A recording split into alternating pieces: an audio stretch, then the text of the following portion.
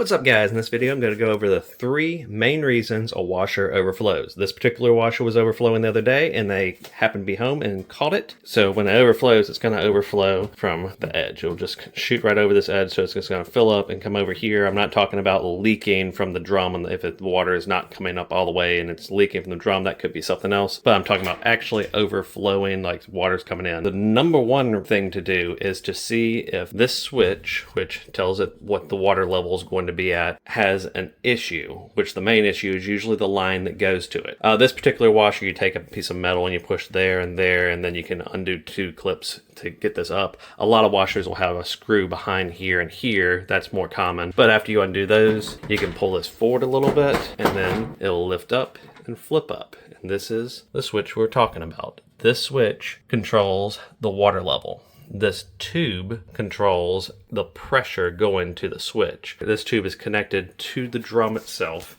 And I'll pull this up.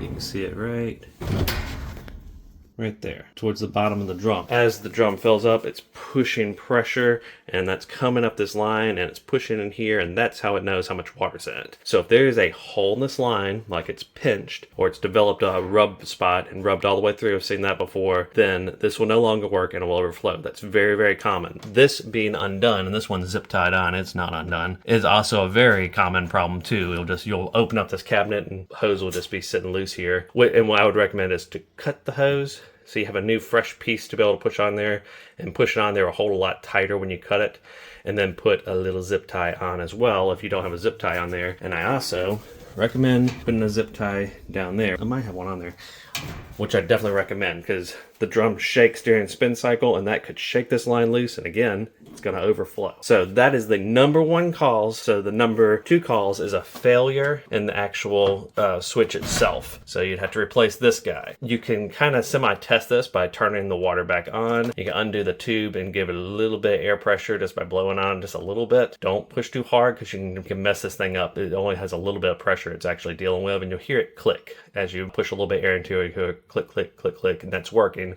usually. You can also know by turning on fill.